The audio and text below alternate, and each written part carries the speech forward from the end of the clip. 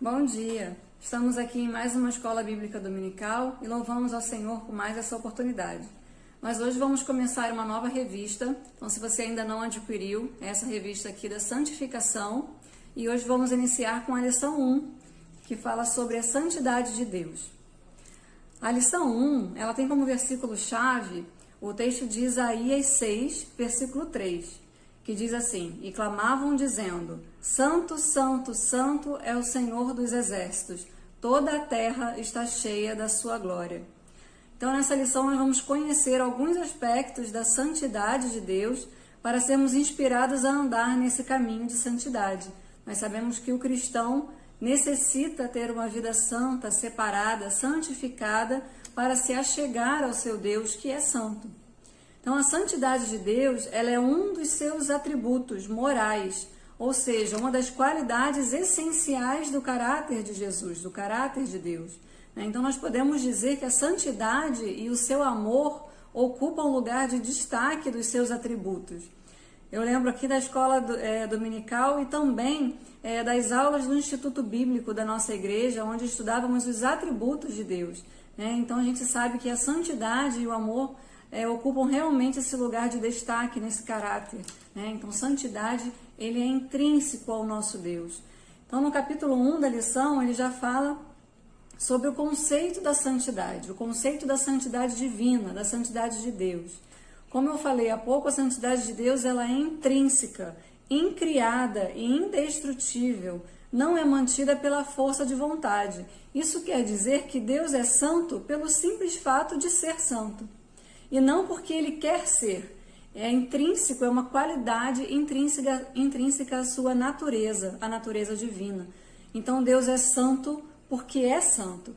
Então ele é santo porque é naturalmente separado, naturalmente livre, naturalmente separado da iniquidade moral e do pecado. Logo separado também de nós pecadores. E sabemos que é somente através de Jesus Cristo que nós podemos nos achegar a Deus.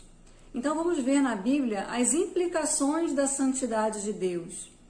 Uma das primeiras aqui que a revista traz, aqui na letra A, que ele é santo em sua natureza, como acabamos de ver, em tudo que ele é. E isso a gente verifica em Salmos 22, 3. Então eu vou falar aqui de alguns textos falando de qualidades, de implicações da santidade de Deus. Então você aí na sua casa, daqui a pouquinho pega a sua Bíblia e vai a esses textos que é importante para elucidar essas questões.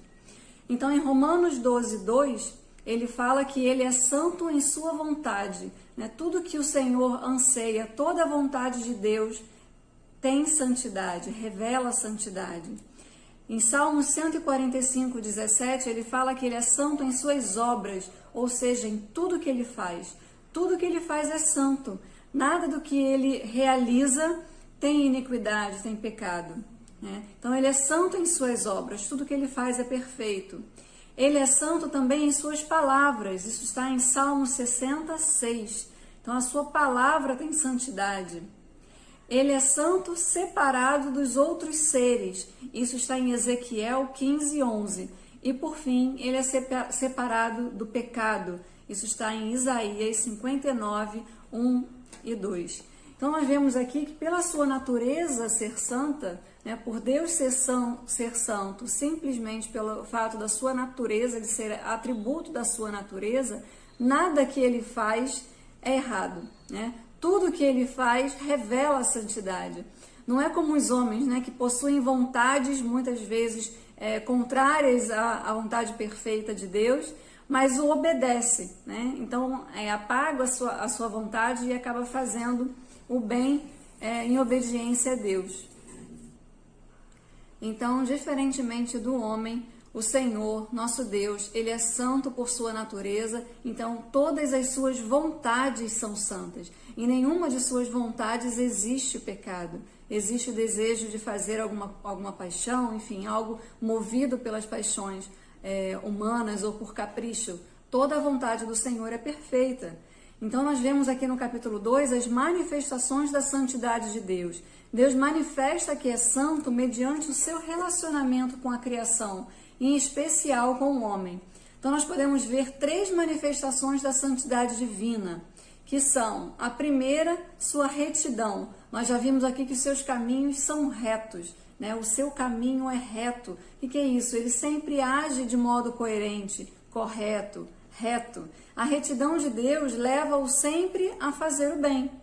Como nós falamos, que diferente do homem que pode ter vontades ruins e acabar agindo corretamente por obediência a Deus, Deus já é santo, já é correto e age na retidão exatamente por sua santidade. Então, com Deus, a sua vontade já expressa a santidade. O seu caminho é sempre reto. Ele é isento de paixões e caprichos. Então, na letra B, nós vemos sobre a justiça. Em Deuteronômio 32, versículo 4, diz assim: Eis a rocha, suas obras são perfeitas, porque todos os seus caminhos são juízo.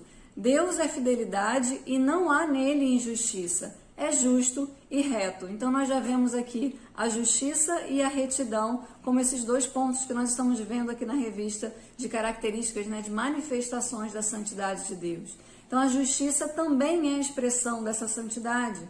Pelo fato dele ser santo, ele não julga segundo achismos e vontades escusas. Ele julga perfeitamente conforme a sua natureza. Então a natureza divina e a natureza santa do Senhor já não o deixa julgar imperfeitamente. Então ele é justo porque ele é santo.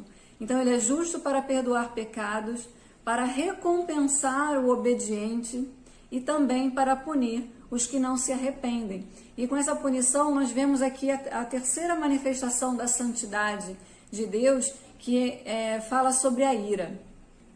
Nós não devemos ter medo da ira de Deus, pois nós temos, através de Jesus Cristo e do arrependimento dos nossos pecados, realmente a salvação, né?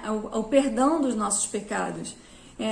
E se Deus não manifestasse a sua ira, deixaria de ser verdadeiramente santo e o seu amor degeneraria em mero sentimentalismo. Isso aqui na revista ele diz que isso significa dizer que Deus abomina o pecado e manifesta com o procedimento em voltar-se contra o pecador a sua santidade.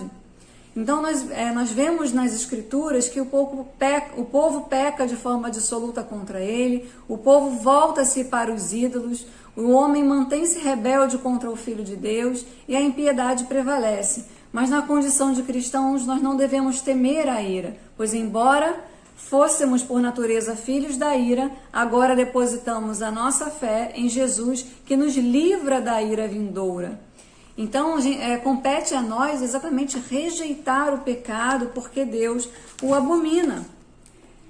Eu anotei aqui que a ira de Deus consiste, então, em profunda abominação ao pecado. A ira divina, ela não é vingativa, ela não oriunda de um homem pecador. A ira de Deus consiste nessa profunda abominação ao pecado, pois ele não pode coexistir com o pecado, coabitar com o pecado. Então é com esse sentimento que nós cristãos precisamos nos arrepender e buscar uma vida santa. Nós já vimos que por Deus ser santo, ele não pode estar junto com quem não é santo. E por isso devemos buscar a santidade para conseguirmos nos achegar a esse Deus. Termos comunhão com Deus, precisamos de santificação, precisamos de arrependimento diário dos nossos pecados. Então isso nos leva a entender que um Deus santo faz exigências para as pessoas que o recebem, para as pessoas que o seguem. Então nós vemos no capítulo 3 dessa lição quais são as exigências de um Deus santo. Então essas são as exigências: que o homem seja santo também para que possa se aproximar dele. Santifique-se, não há comunhão entre a luz e as trevas. A revista nos traz mais um ponto aqui, que é a exigência para a aproximação de Deus. Sendo Deus santo, a sua justiça exige que o homem seja santo para ter a condição de aproximar-se dele. Essa comunhão que foi quebrada com Deus no Éden tornou corrompida a natureza do homem, impossibilitando a criatura de aproximar-se do seu Criador, por seu mérito próprio. Então nós precisamos de um intermédio, nós precisamos de Jesus Cristo, para derramar o seu sangue e nos perdoar dos nossos pecados. E assim, por meio de Cristo, o homem tem acesso a Deus. Esse texto está em Hebreus, capítulo 10, versículos 19 e 20. Daqui a pouco você faz a sua leitura na sua casa.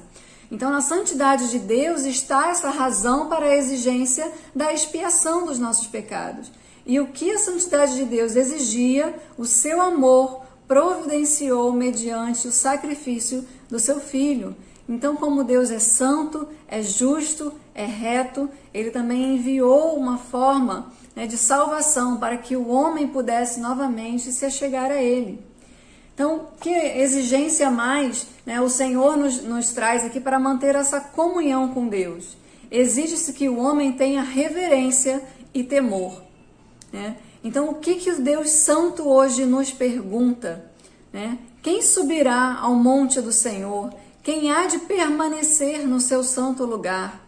O salmista nos responde: o que é puro de coração. Então, o crente deve ser reverente e temerosamente estar na sua presença, porque Deus é santo. Esta é a razão pela qual o povo de Israel precisava inspirar-se na santidade de Deus para viver em sua presença. Então, que essa palavra de hoje, que o salmista responde, que é o puro de coração, que se manterá no monte do Senhor, que se chegará no santo lugar, que essa palavra hoje nos leve a limpar cada sujeira diária que nos impede de abraçar o nosso Deus, que é santo.